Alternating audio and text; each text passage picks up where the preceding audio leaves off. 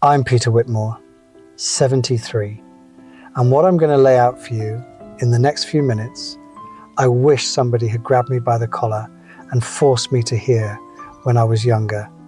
I'm not exaggerating. Sit tight, don't skip ahead, because every single one of these hits different when you actually stop and think about it. I've watched people, myself included, torpedo perfectly decent lives over the same handful of mistakes. Not dramatic ones, not the kind that make headlines, quiet ones. The kind that eat you from the inside over 10, 20, 30 years until you look around and wonder how you ended up so far from where you meant to be. Here are 10 of them, and I guarantee at least 3 will make you uncomfortable. Number 1, treating your body like it'll send you an invoice later. It won't send an invoice, it'll send a verdict. I smoked from age 16 to 44, 28 years. Not because I enjoyed it toward the end, but because quitting felt like too much trouble. You know what else is trouble? A cardiologist telling you at 57 that your arteries look like rusty pipes. Nobody in their 30s or 40s believes their body is keeping score. It is. Every skipped meal replaced with garbage, every night of 4 hours sleep, every decade on the couch. I had a colleague, Dennis, who ran marathons at 40 and thought he was bulletproof. At 52, his back gave out so badly he couldn't tie his own shoes for 6 months, not from running, from 20 years of sitting in a desk chair 8 hours a day and never stretching once. Your body doesn't forget, it just waits. Number 2, picking comfort over honesty with the people closest to you. My brother Ray and I didn't speak for 11 years. 11. Over something so stupid, I'm almost embarrassed to say it. He borrowed money from our mother without telling me, I found out, and instead of saying, Ray, that bothered me, here's why, I froze him out, just stopped calling. Thanksgiving came and went without a word. His kids grew up not knowing their uncle, and the whole time I told myself I was the one who'd been wronged, so it was his job to fix it. You know what that is? That's cowardice, dressed up as pride. I could have picked up the phone any Tuesday afternoon and said 5 honest words. I didn't. We finally reconciled when he had his hip replaced and his wife called me from the hospital. 11 years of silence over a conversation that took about 40 minutes once we actually had it. Number 3, measuring yourself against people who aren't even playing the same game. My neighbor in the 80s, Frank DeLuca, bought a boat. Beautiful thing. Sat in his driveway on a trailer. He used it maybe 6 times in 4 years. But every Saturday he'd be out there waxing it, and every Saturday I'd stand at my kitchen window feeling like a failure because I couldn't afford one. A boat I didn't even want. I didn't fish back then. I got seasick on anything bigger than a bathtub. But Frank had one and I didn't, and somehow that translated in my brain to me falling behind. Behind what? Behind who? There was no race. I invented one and then got upset. I wasn't winning it. We do this constantly. Promotions, houses, vacations, cars, even our kids' report cards, comparing your chapter 4 to somebody else's chapter 12. It's a game with no winner, and it'll drain every drop of satisfaction from what you actually have. Number 4, believing you'll get around to the important stuff once things calm down. Things don't calm down. They shift. New problems replace old ones. New obligations fill every gap the old ones left behind. I told myself for 15 years that I'd learned to play piano. My grandmother had a beautiful upright in her parlor, and I used to sit on the bench as a kid and press the keys, and she'd say, Petey, you've got the hands for it. 15 years of next year. Then my knees went bad, then my eyes needed surgery, then there was the thing with the roof, then the thing with my son's tuition, and suddenly I'm 73 and the piano is theoretical. I did eventually start lessons at 68, by the way. I'm awful. Genuinely terrible. My instructor, a very patient woman named Linda, once told me I had the rhythm of someone trying to walk on ice, but I'm awful and happy about it, which is more than I can say for the decades I spent waiting for the perfect moment that was never going to arrive. Number 5, holding on to a version of yourself that expired years ago. I was a varsity wrestler in high school, 154 pounds, conference semi-finalist, proudest moment of my adolescence. I was still bringing it up at dinner parties in my 50s. My daughter once said, gently, "Dad, that was 35 years ago." She wasn't being cruel. She was right.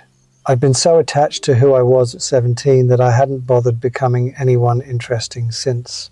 Your past accomplishments are fine as memories. They're terrible as an identity. Number 6, surrounding yourself with people who only show up when things are good. I had a circle of guys I played cards with every other Friday for about 12 years.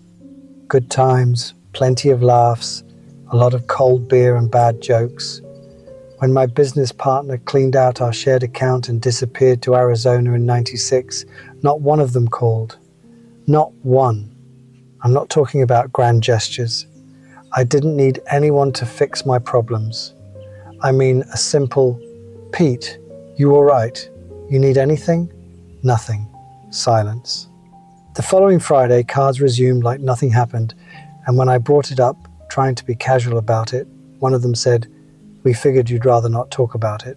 No, they'd rather not hear about it. There's a big difference between those two things. Fair weather people aren't bad people. Most of them don't even realize what they're doing.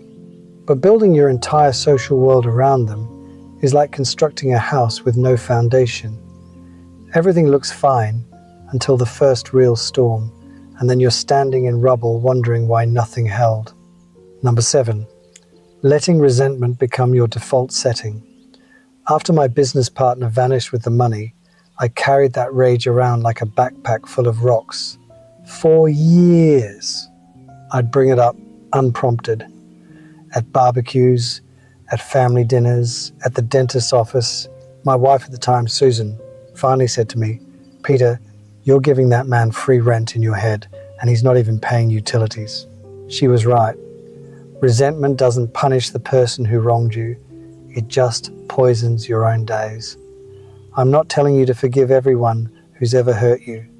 Some things don't deserve forgiveness, but carrying them around every single day is a choice, and it's one that costs you more than it costs them. Number 8, treating every disagreement like a battle you need to win. I argued with my son about his college major for an entire summer. He wanted to study art history. I wanted him in business or engineering. Something practical, something with a clear paycheck at the end.